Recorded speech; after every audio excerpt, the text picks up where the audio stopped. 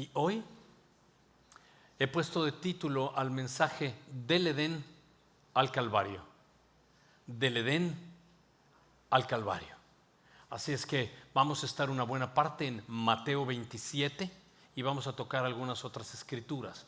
Mateo 27, vamos a estar en algunos versos por ahí, así es que te voy a pedir solamente que te unas conmigo en oración y le pidamos al Espíritu de Dios que nos ayude. Amado Dios, venimos delante de tu presencia y tu palabra dice que si somos malos sabemos dar buenas dádivas a nuestros hijos, cuánto más tú no darás el Espíritu Santo a quien te lo pida. Dios, no podemos seguir sin tu Espíritu. Danos de tu Espíritu Santo hoy. Sé moviéndote en este lugar, te lo ruego en el nombre de Jesús. Llénanos, Señor, el corazón con tu Espíritu y habla, Señor, la palabra que aquel corazón con sed debe oír, Señor.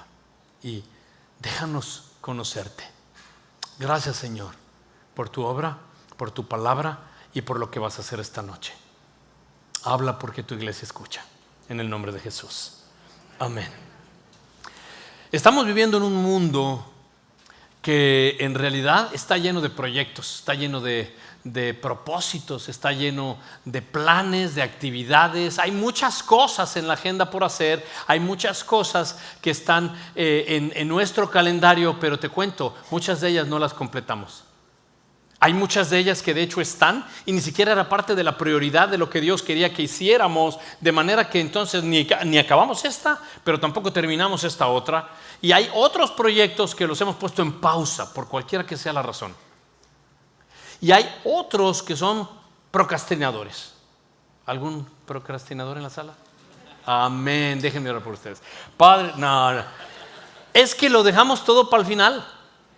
Y es que empezamos un proyecto y lo paramos y ya no lo terminamos. Y la realidad de lo que quiero y por lo cual es que toco esto es porque si hubo alguien que vivió y completó todo aquello que Dios le dijo que tenía que hacerse, y ese fue Jesús. Así que Jesús vino a la tierra a cumplir un propósito que tenía Dios. Y Jesús dijo que no descansaría hasta que no llevara a cabo todo aquello que el Padre le había dicho que hiciere. ¿Puedes ver eso? Así que Jesús dijo, sí, yo terminé la obra que me dio el Padre.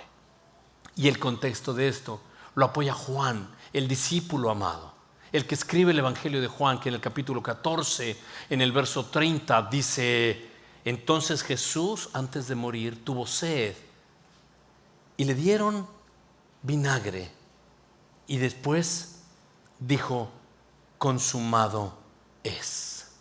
E inclinando la cabeza, entregó el Espíritu. Si Jesús no hubiera dicho consumado es, mis hermanos, no tendríamos esperanza. Si Jesús no hubiera dicho consumado es, no tendríamos paz, no tendríamos propósito en nuestra vida. En realidad ni siquiera tendríamos la entrada al cielo si Jesús no hubiera dicho he pagado por completo, it is finished, consumado es, terminé la tarea, lo hice. Ya está. Y la palabra consumado es una palabra que en griego servía para sellar aquel documento cuando había sido pagado por completo. Y se ponía un sello en ese documento o en ese expediente que decía tetelestai. Tetelestai es la palabra.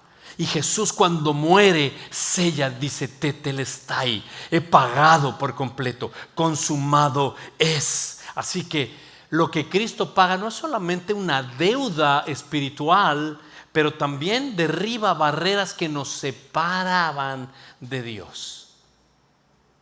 Tetelestai. Y si tú lo puedes ver, esa es la historia de Viernes Santo. La historia de Viernes Santo, la historia de la cruz nos va a dejar ver a ti y a mí que Cristo fue a pagar lo que nos correspondía a nosotros. Él fue en nuestro lugar a recibir la descarga de la ira de Dios para que no la recibieras tú. Y Él pagó por eso. Pero ahí no comienza el Viernes Santo. El Viernes Santo en realidad comienza desde el principio. Y es que en el principio, ¿te acuerdas? El primer libro, Génesis, y Génesis narra la historia de la creación, y Dios creó al hombre y a la mujer y los puso en un espacio muy armonioso, un espacio perfecto, un espacio hermoso, un espacio donde, imagínate que la Biblia dice que Dios literal tenía comunión con Adán y con Eva. Se paseaba, digamos, a lo fresco de la mañana, y Dios estaba ahí. Ahora, eso es lo que estaba sucediendo hasta que entró una desgracia. Y cuando entra la desgracia, la Biblia nos narra que Satanás viene a hacer dudar a Eva. Satanás hace dudar a Eva de quién es Dios y de la palabra de Dios, y lo que hace es que Eva muerde el anzuelo y cae Eva, pero también Adán, y lo que viene entonces es la entrada del pecado, y con ella, fíjate bien, entra el miedo. ¿Te acuerdas? Dice en el capítulo 2 y 3, el pecado los hizo que se escondieran, que se dieran cuenta que estaban desnudos, por lo cual entra la vergüenza, entra el miedo y entra esta actitud de huir y de escaparme de las cosas. Y eso es lo que está pasando. Ahora, esto es desde el principio, pero Dios no los deja ahí. Dios viene y les enfrenta con el propósito de que reconozcan y se arrepientan.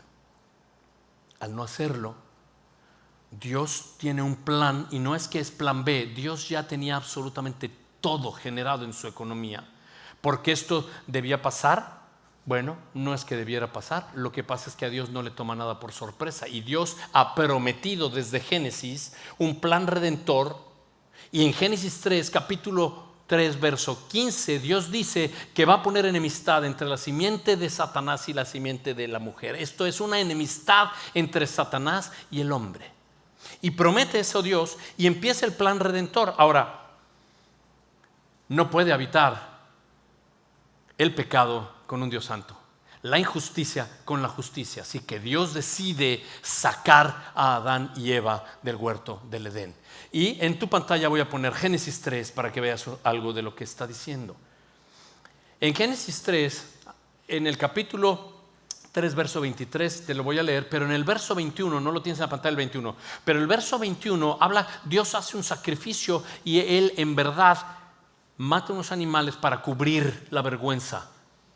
Y en el verso 23 dice: el Señor entonces lo echó del huerto, Adán, para que labrara la tierra de la cual fue tomado. Mira conmigo el verso 24. Expulsa pues al hombre, al género, a la humanidad, que en este caso Adán y Eva salen. Pero al oriente del huerto del Edén puso, ¿qué cosa? Subraya la palabra querubines, y si no tienes cómo, acuérdate de la palabra querubines. Dios pone los querubines y los pone con una espada encendida que gira en todas direcciones para guardar el camino del árbol de la vida. Mis hermanos, la razón de los querubines es porque Dios está resguardando la entrada, y ahora entonces queda la humanidad separada de la santidad de Dios.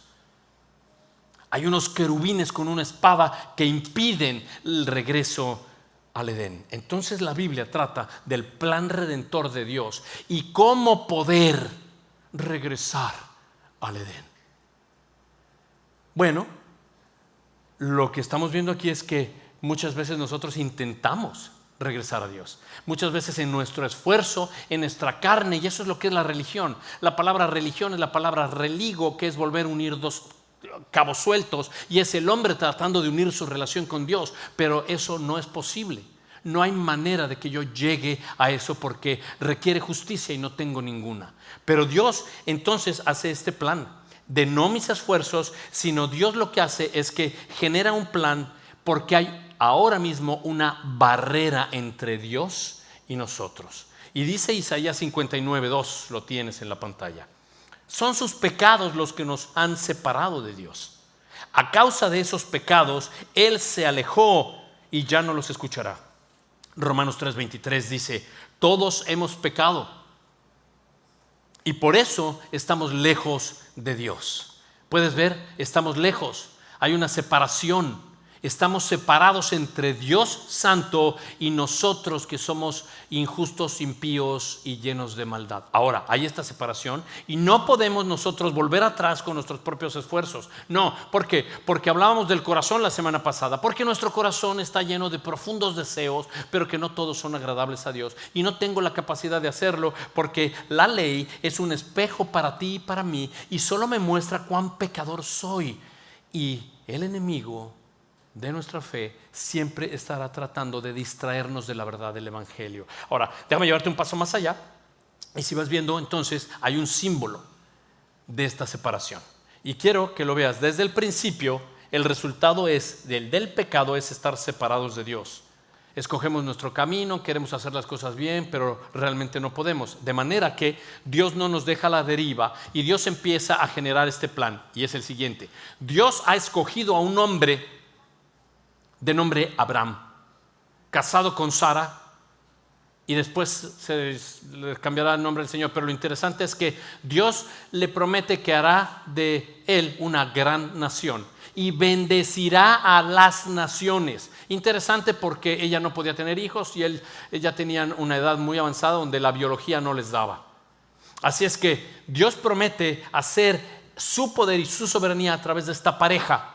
Y lo que hace es que viene una descendencia. Dios promete a través de esa descendencia llevarnos hasta Jesús. Y ahí es el plan de salvación. El Mesías entregará su vida. Ahora, en este plan, mientras el pueblo va, ¿te acuerdas la historia? Va mientras los mete a la tierra prometida, habitan en Egipto y pasan 400 años ahí. El pueblo se multiplica, Dios los saca y los lleva con Moisés a un monte y a un lugar donde Dios le dice muy claro a Moisés que construya un tabernáculo y le da las direcciones, porque Dios lo que hace es que ha escogido a su pueblo y Dios va a bajar para estar en la presencia del tabernáculo para tener comunión con su pueblo. Ahora, ¿eso está aquí en la Biblia? Sí. Dios usa a profetas para hablarle al pueblo. Dios usa literalmente pactos para poder gobernar al pueblo. Usa su ley, su palabra, y lo que hace es que todas las fiestas, la ley y los pactos apuntan a Jesús. No te olvides nunca de eso. Porque nada de lo que se hacía, nada de los sacrificios podía hacer que el pueblo regresara al Edén. Dios tenía un plan de redención. De manera que entonces este símbolo, quiero que lo veamos. La separación que hay entre nosotros y Dios está puesta de esta manera. Cuando Dios le dice a Moisés: vas a construir un tabernáculo. La palabra tabernáculo, acuérdate de esto, es la palabra eskene, que quiere decir habitación. O sea, es una especie de tienda de campaña, una carpa hecha con pieles de animales. Esta es la carpa de reunión donde Dios se va a reunir con su pueblo.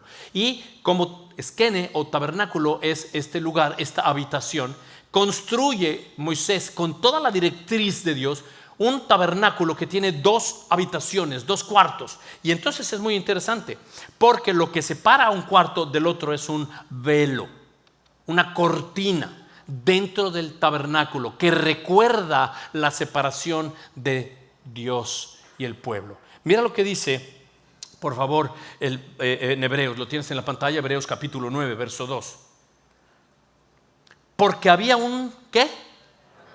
Un tabernáculo preparado. Acuérdate, el tabernáculo es como un cuarto, como una habitación. Estaba preparado en la parte anterior, en la cual estaban el candelabro, la mesa y los panes consagrados. Este cuarto se llama lugar santo. Ok. Había otra habitación.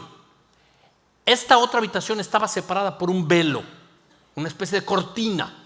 Esta otra habitación, mira lo que dice verso 3 de Hebreos 9. Detrás de este velo había un tabernáculo llamado lugar santísimo. Este era el lugar santo, este era el lugar santísimo. Ahora, en el lugar santísimo, dice, ahí había un altar de oro con incienso, arca del pacto cubierta toda de oro, en la cual, mira lo que había dentro del arca. Ya hemos hablado del arca cuando hemos estudiado Samuel.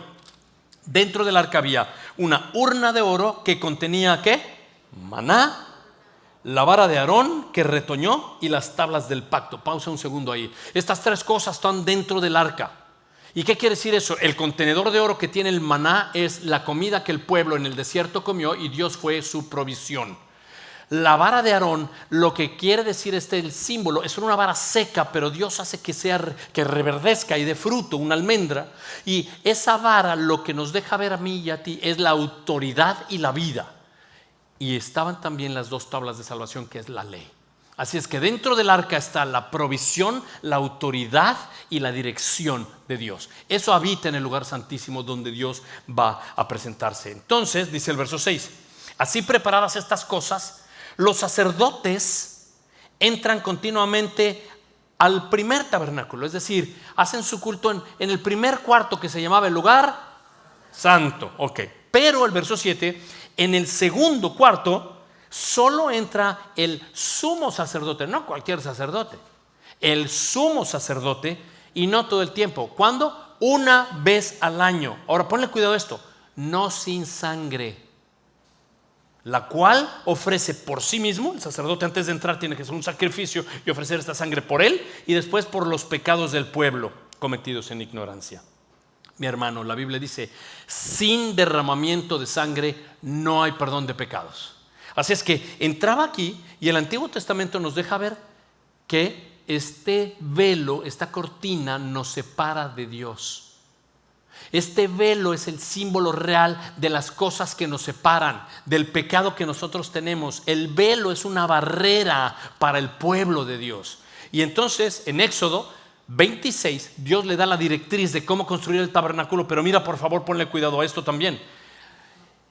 En capítulo 26, verso 31, lo tienes en la pantalla. Mira lo que dice. Voy a leer del 31 al 35. Harás, aparte de las habitaciones, vas a hacer un velo. Este velo es de tela azul, púrpura y escarlata, de lino fino, torcido. ¿Y será hecho con qué? Querubines. ¿Puedes acordarte de Génesis 3? La salida al oriente, es decir, al este del Edén, Dios puso unos querubines para resguardar la entrada porque no somos justos y tenemos pecado. Y esta misma idea la pone Dios en el velo. El tabernáculo, como el templo, está en dirección hacia el este, de la misma manera que estaba en la salida del Edén. Y el velo tenía unos querubines como recordatorio de no puedes pasar. Como recordatorio de eres pecador, yo soy santo, no podemos cohabitar juntos, no puedes pasar. Así es que el velo lo que quiere decir es literalmente una separación. Mira lo que dice, por favor, entonces el verso 32. Lo vas a colgar sobre 4 columnas de acacia revestidas de oro, sus ganchos serán también de oro, sobre 4 basas de plata. Colgarás el velo debajo de los broches y pondrás ahí detrás del velo el arca del testimonio. El velo servirá como ¿qué? División entre el lugar santo y el lugar santísimo. Y pondrás el propiciatorio sobre el arca del testimonio en el lugar. El propiciatorio era una tapa que se ponía encima del arca y tenía, ponle cuidado, 2 querubines.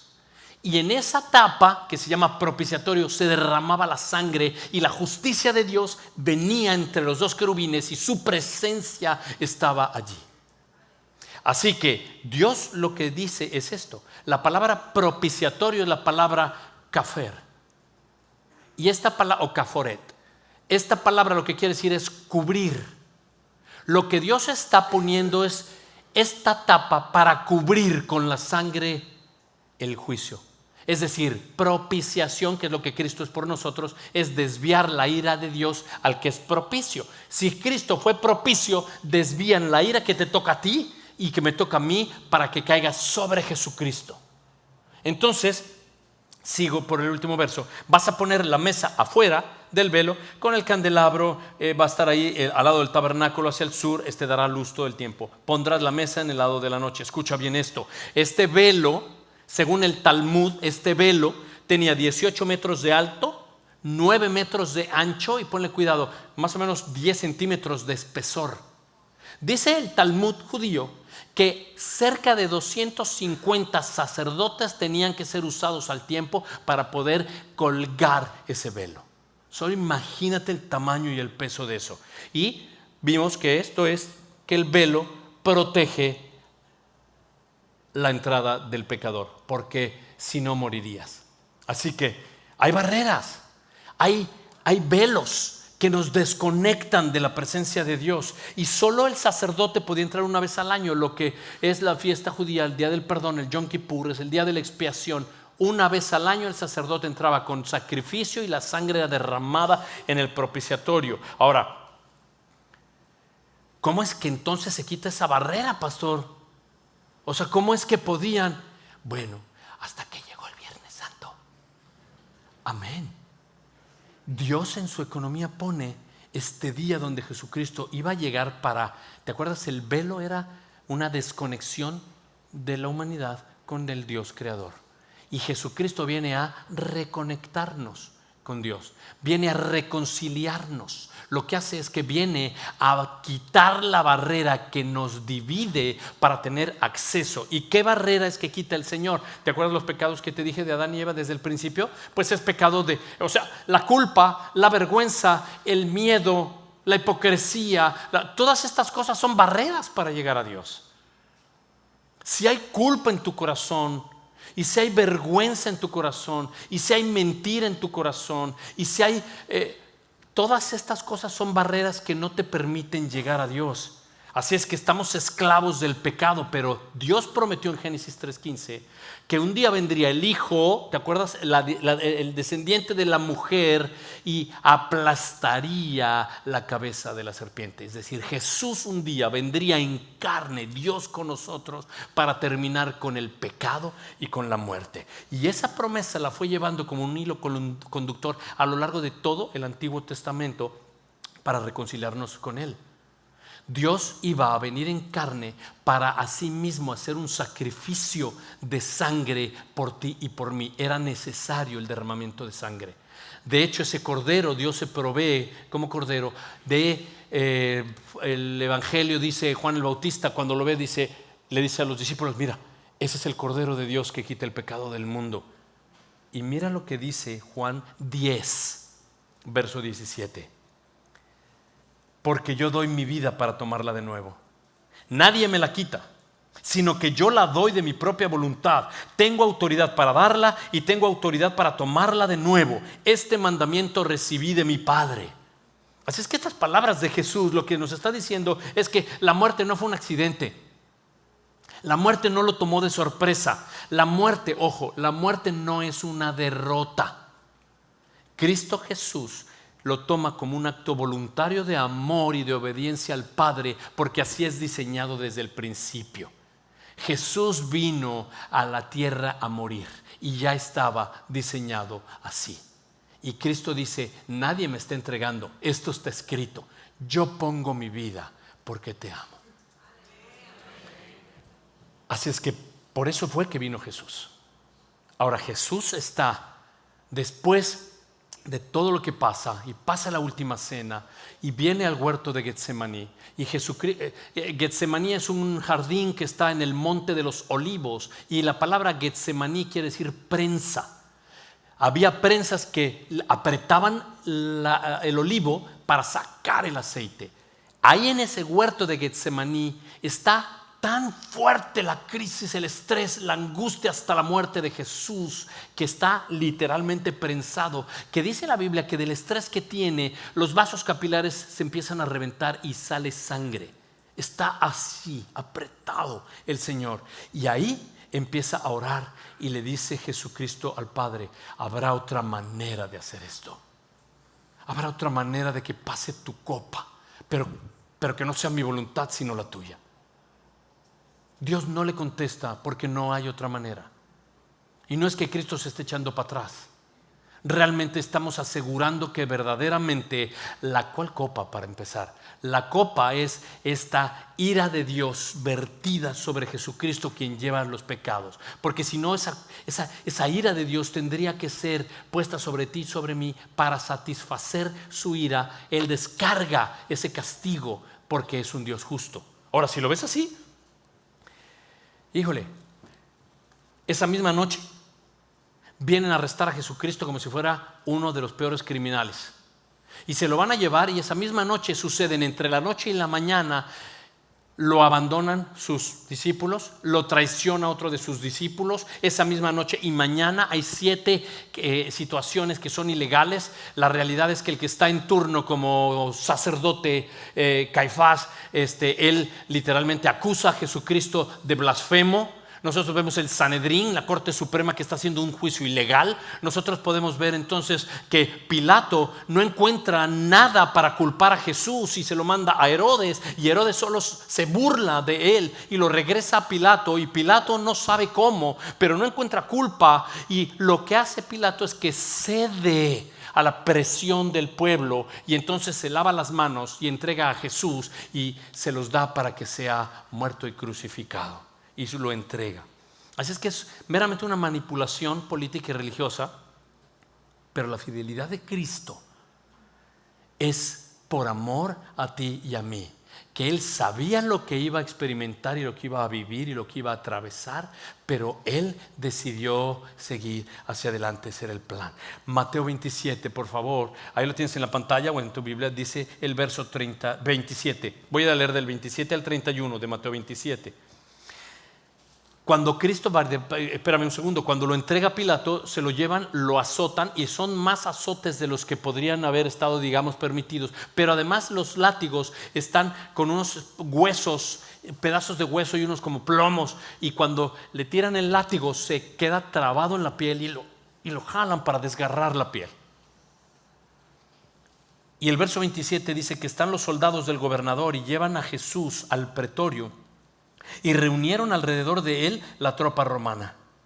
Después de quitarle la ropa, literal, quitarle la ropa, le ponen encima un manto escarlata y tejiendo una corona de espinas, la pusieron sobre su cabeza. Por favor, empieza a imaginar esa escena. Y la clavan en su cabeza y una caña en la mano derecha, y se arrodillaban estos soldados delante de él y le hacían burla diciendo: ¡Oh, salve, rey de los judíos! Y le escupían y tomaban la caña y con la caña le golpeaban la cabeza. Y después de haberse burlado de él, le quitaron el manto y le pusieron su ropa y lo llevaron para ser crucificado. Verso 33. Cuando llegaron a un lugar llamado Gólgota, que significa lugar de calavera, le dieron a beber vino mezclado con hiel, pero después de probarlo no lo quiso beber. Y habiendo sido crucificado, se repartió, puedes ver esto, yo lo subrayé, se repartieron sus vestidos echando suertes, y sentados lo custodiaban allí. Y pusieron sobre su cabeza la acusación contra él que decía: este es Jesús, el rey de los judíos. Entonces fueron crucificados con él 2 ladrones, uno a la derecha y otro a la izquierda. Y desde la hora 6 hubo oscuridad sobre la tierra hasta la hora 9. Alrededor de la hora 9, Jesús exclamó a gran voz diciendo: Elí, Elí, lema sabactini, que en arameo quiere decir: Dios mío, ¿por qué me has abandonado? ¿Puedes ver la escena ahí? ¿Puedes ver a Jesús colgado? ¿Habrá quitado su mano Dios y lo habrá abandonado? Yo creo que sí. Yo creo que Dios quita la mano para descargar toda su ira en él. La razón es que Cristo Jesús recibe tu pecado, recibe tu vergüenza, recibe tu culpa, recibe todo lo que nosotros le damos como un intercambio, porque Él nos da su justicia. Y la Biblia dice que Él carga con el pecado de la humanidad, pero dice Pablo: al que no conoció pecado, por nosotros lo hizo pecado, para que fuéramos hechos justicia en Él. Y Dios mío, ¿por qué me has abandonado? No solo es por eso, pero Jesucristo sabe que todos los judíos que están allí conocen el Salmo 22, porque los judíos conocen los salmos, recitan los salmos, se saben los salmos de memoria. Y el Salmo 22 es un salmo que revela un cumplimiento profético. Jesús empieza a señalar a los que están allí y a los que están escuchando, y les están diciendo: no, esto no es un fracaso. Esto es en realidad un plan de redención. Con solo citar el salmo, lo que les dice: hay victoria aquí. Aunque el Salmo comienza con angustia, termina con victoria. Y Cristo Jesús se los va a dejar ver. Ojo, el Salmo 22 es escrito 1000 años antes de Jesús y la cruz. Por lo que todavía ni siquiera existía la cruz. 1000 años antes de Jesús. Y en el Salmo 22 Jesucristo dice en el verso 1: Dios mío, ¿por qué me has abandonado? Eso dice el verso 1 del Salmo 22.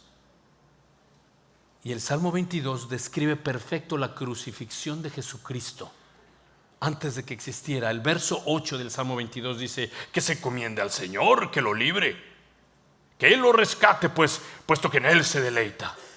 Casi que es palabra por palabra de la burla de los soldados hacia Jesús, pero en el Salmo 22. El verso 15 dice: como un tiesto se ha secado mi vigor y mi lengua está pegada al paladar. Acabamos de leer que Él tiene sed y pide de beber. Y dice el verso 16 del Salmo 22: me horadaron las manos y los pies, es decir, los perforaron. Carrá es la palabra. Me perforaron las manos y los pies. Eso dice el Salmo 22. Puedo contar todos mis huesos. Ellos me miran, me observan. Salmo 22 verso 18 dice: se reparten entre sí mis vestidos y mi ropa y echan suertes. Lo acabamos de leer en el Mateo 27. Así que Cristo Jesús lo que les está diciendo es exactamente lo que ellos van a entender. Este que está aquí muriendo es verdaderamente el Mesías. Dios mío, ¿por qué me has abandonado? Y si bien es cierto es que se lo saben de memoria, yo sé que todos los que están aquí o en el Overflow, los que nos están viendo ahora mismo por internet, vienen de un background católico. Y como vienen de un background católico, si yo digo una palabra, por favor, nomás como ejercicio, síguela. O sea, sígueme el hilo. Bueno, va. Padre nuestro que estás en el cielo. Gracias. Enough. Los judíos sabían lo que venía en el Salmo 22. Y los judíos sabían que el Salmo 22 está describiendo un salmo mesiánico a la obra redentora de Dios en la cruz, donde Jesús se está entregando, y lo que les está diciendo es literalmente: esto no es un sufrimiento. ¿Por qué? Porque por implicación lo que les está diciendo es literalmente: yo estoy cumpliendo las palabras en este momento. ¿Y cuáles palabras? Mira el verso 27, bueno, si no yo te lo leo. El verso 27 del Salmo 22 dice: se acordarán y se volverán a Dios todos los confines de la tierra, porque de Dios es el reino y Él regirá las naciones. El verso 30 y 31 es increíble. La posteridad le va a servir. Esto va a ser contado de Dios hasta la postrera generación. Van a venir y van a anunciar su justicia a un pueblo que todavía no ha nacido, pero anunciarán que Él hizo esto. Ojo con esto. Esta última línea del verso 31. Van a anunciar que Dios es justo y Dios va a hacer justicia. Dios hizo esto. Esta línea del verso 31, la palabra esta que tú ves, Él hizo esto, es la palabra en hebreo asá, que quiere decir consumado es. Como empezamos, Jesús está pagando por completo lo que había que pagar. Él está yendo, de acuerdo a este salmo mesiánico, a pagar lo que estaba en deuda. Y dice Juan 19 lo que leímos al principio. Mira tu pantalla el verso 30. Jesús, cuando tomó vinagre, dijo: consumado es, e inclinando la cabeza entregó ¿qué? El Espíritu. Y déjame ir hacia el final con esto. Entregó el Espíritu es después de que dijo consumado es. Ya he pagado por completo. Él hizo eso, dicho desde 1000 años atrás, profetizado que lo haría. Desde el Edén este sería el momento de redención. Ahora, y expira, es su último suspiro. De acuerdo a nuestro Mateo 27 de hoy, el verso 50 y 51 lo está en tu pantalla. Mira qué pasa cuando Jesús muere. Juan nos dice, diciendo esto, consumado es, dice Juan, bueno, sí, entregó el Espíritu, pero Mateo lo narra y dice: exclamó a gran voz, exhaló el Espíritu. Pero el verso 51, quiero que pongas atención. En ese momento, cuando fue su último suspiro, el velo del templo se rasgó en dos. de arriba para abajo, y la tierra tembló y las rocas se partieron. Mi hermano y mi hermana, la muerte de Jesús no solo cumplió entonces la deuda, consumado es la deuda espiritual, sino que está pagada, pero además ha abierto la barrera que nos separa de Dios. Cristo, amén. Cristo muere en la cruz, y este es uno de los símbolos, el velo más importantes para ti y para mí hoy. ¿Por qué? Porque nos confirman que Dios fue quien hizo esto. Dios está, qué interesante, dice el velo, ¿te acuerdas lo que pesaba y lo ancho que era? El velo se rasga al morir Jesús de arriba para abajo. Dios lo hace desde el cielo hasta la tierra. Abre en dos el velo, lo cual nos da acceso a ti y a mí. El velo en la palabra original es, en hebreo la palabra es paroquet, que quiere decir cortina o velo, pero la raíz es separación. La manera en la que el hebreo entendía era desconexión. Había una desconexión entre el pueblo y Dios, y lo que hace Jesucristo es que reconecta con su muerte nuestra relación para reconciliar nuestra vida con Él. Y esto es algo que en verdad estamos celebrando hoy. Cristo Jesús nos da acceso al Padre, y esto en realidad pues lo tenemos que ver, porque tú y yo no podríamos entrar. No hay obras que tú y yo pudiéramos hacer que sean suficientes para poder recibir el perdón de Dios, pero Cristo Jesús pudo hacerlo por nosotros. Se rasga el velo de arriba hacia abajo, y no es algo que el hombre hizo, es algo que Dios hizo, de manera que nos deja ver a ti y a mí que la muerte de Cristo es suficiente. Satisface la ira de Dios, por lo que tú y yo ahora, creyendo en esto, tenemos acceso al Padre. Y Dios había profetizado eso. Y cuento esto rápido. Antes Cristo Jesús de muerte y ascensión, lo que encuentra es un momento con los discípulos, y les dice, ellos están bien confundidos y dicen, qué hermoso el templo. Y Cristo les dijo, esto quedará destruido y no va a quedar piedra sobre piedra. Cristo Jesús estaba profetizando que aún el templo sería destruido, y en el año 70 Dios permite, en el año 70, el primer siglo, Dios permite que los romanos destruyan el templo, por lo que ya no hay más lugar para hacer sacrificios de animales, ya no hay más lugar para entrar y que el sacerdote venga con él, ya no hay eso. Tú y yo hoy podemos ver que Cristo Jesús en realidad nos dio el acceso, y ahora tú y yo somos en comunión con el Padre, templo del Espíritu Santo. Y dice esto Hebreos 10, verso 19: entonces, hermanos, puesto que tenemos confianza para entrar al lugar santísimo por la sangre de Jesús. ¿Cómo es que entonces tenemos confianza en el lugar santísimo? Por la sangre de Jesús, porque Él la derramó y nos da entrada. Y el verso 20 dice, y un camino nuevo, vivo, que Él, Cristo, inaugura para nosotros por medio del velo, es decir, ¿qué? Su carne. Así es que cuando Cristo dice, este es mi cuerpo, crack, que será partido, y esta es mi sangre que será derramada, es para que tengamos confianza en acercarnos a Dios y un acceso a la libertad que Dios nos da con la muerte de Cristo. El velo se rasga para darnos acceso, y ya no hay barreras. Ya no hay barreras. De eso se trata Viernes Santo. Viernes Santo se trata de esto. Y si lo ves, pues entonces Cristo Jesús, al quitar las barreras, quita nuestra culpa, quita nuestra vergüenza, quita nuestro miedo, quita el miedo a la muerte, quita la enemistad entre Dios y yo, quita lo que el pecado hizo. El pecado me desconecta, Cristo quita el pecado y me reconecta. Ahora yo te quiero preguntar esto entonces hoy. ¿Qué te ha separado de Dios? ¿Qué barreras has sentido entre tú y Dios? ¿Tienes culpa del pasado?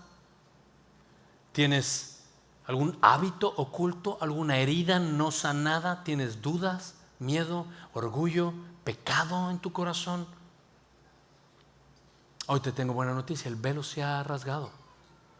Solo es cuestión de acercarse al trono de gracia.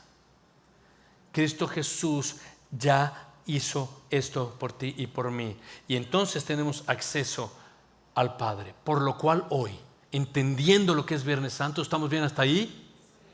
Lo que hacemos es participar de la comunión. Y lo que hacemos es que en comunión, entonces nosotros con los elementos, habiendo entendido el plan redentor de Dios y lo que trata el Viernes Santo, pero lo que trata el cuerpo y la sangre de Cristo, para ti y para mí es un motivo de verdad de celebrar, en el sentido de recordar lo que Cristo hizo. Mañana hemos de celebrar. Hoy, por eso el título era Del Edén al Calvario. Mañana ven. La historia de mañana está increíble y trae a alguien para que conozca el Evangelio y a Jesucristo. Mañana es del velo a la victoria. Hoy entonces lo que vamos a hacer es tener los elementos de la comunión. Y lo que vamos a poder hacer es recordar que Cristo Jesús fue partido para que su sangre fuera derramada y nos diera acceso al Padre y poder acercarnos a Él. Y es como si Dios te dijera hoy, ven y siéntate en la mesa. Así es que antes de tomar los elementos de la comunión van a estar los muchachos, van a estar aquí, van a haber dos muchachos, vamos a tener uno en medio, vamos a tener atrás otros dos, para que haya mucho flujo y haya muchos lugares para donde ir. Pero solo quiero, no pongas descuido en esto, no quiero que pase la comunión como un ritual y que tú cojas la copa y el pan y lo hagas simplemente como una cosa tradicional, porque la Biblia dice en 1 Corintios que cuando tú no disciernes lo que estás haciendo, solo coges juicio para ti. Y lo que yo quiero es orar, y lo que quiero es que tú pongas a cuentas tu corazón. Yo quiero que rindas tu corazón al Señor, le pidas perdón por cualquier barrera que haya quedado, que te haya impedido llegar al Señor, y que entregues esto al Señor. Ven en arrepentimiento y fe. Y cuando estés listo, que hayas puesto esto a cuentas con Dios, levántate y ven a cualquiera de los ángulos del santuario o bien al centro, mientras los muchachos tocan y cantan una canción. Cuando termines de estar a cuentas con Dios, levántate. No tienes que esperar más que levantarte y venir por los elementos. No los tomes ni lo bebas para hacerlo como juntos, como familia. Déjame orar por ti. Señor, yo quiero que vengamos en esta actitud de gratitud. Que vengamos recordando el sacrificio que tú hiciste en la cruz. Gracias por entregar tu cuerpo por nosotros, derramar tu sangre para el perdón de nuestros pecados. Pero gracias por rasgar el velo. Gracias, Señor, porque eso nos abre camino al Padre. Y tú abriste el camino y nos diste libertad, y ahora realmente ya no somos extraños, sino somos amados por ti, escogidos por ti. Y Señor, mientras comemos el pan y bebemos la copa, te pedimos, Señor, que nos recuerdes a nuestro corazón esto que hemos visto hoy y tu plan redentor, para que cuando lo hagamos siempre es en memoria de ti, por el precio que tú pagaste por mí. En el nombre de Cristo Jesús. Amén.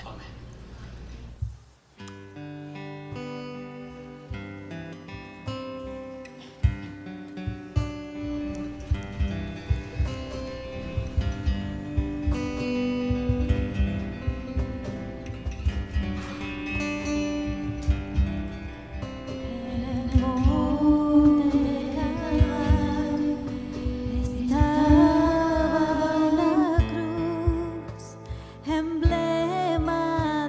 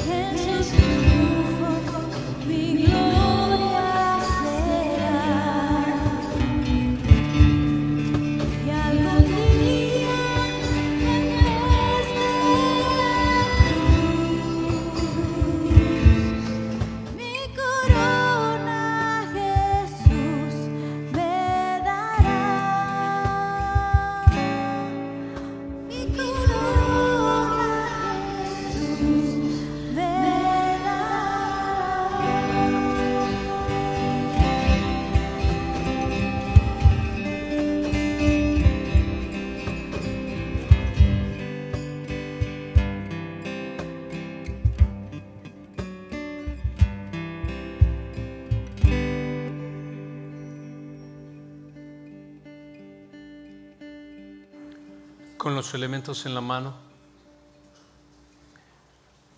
El pan que tienes representa el cuerpo de Jesucristo. Y Jesús lo que hizo fue entregar su cuerpo por nosotros, y en la cruz su cuerpo fue quebrantado. Y la última noche que Él compartió con los discípulos les dijo: este es mi cuerpo que será entregado por ustedes. Cada vez que tomemos el vino, la copa y comamos el pan, lo hemos de hacer en memoria de lo que Él hizo. Así que en este momento toma el pan y con una actitud de gratitud recuerda esto que hemos estado viendo, que Cristo Jesús abrió el camino para nuestra redención. Comamos el pan juntos.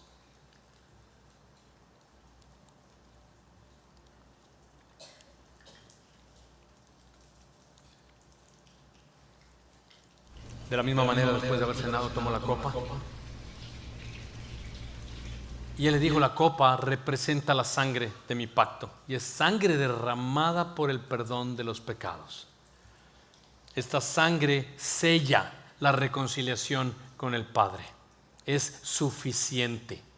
Y nosotros lo que hacemos es que con esta copa recordamos lo que Él hizo por nosotros. Sin derramamiento de sangre no hay perdón de pecados. Si tú crees la obra de la cruz, entonces recordemos lo que Él hizo y hagámoslo juntos. Tomes la copa.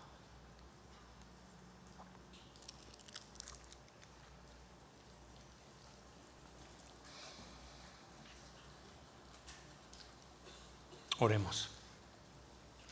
Dios del cielo, te damos gracias por tu inmenso amor. De verdad que no lo merecemos, Señor, pero eso es por gracia. Tu palabra dice que en algún momento estábamos caminando en nuestros delitos y pecados, pero un día tú nos alcanzaste y tú usaste todo aquello que fuera posible para volver a la cruz. Y todo aquello que tú hayas usado para traernos a la cruz es un regalo de gracia, sin importar cómo viene envuelto. Gracias, Señor, por el poder de la cruz que para nosotros es salvación.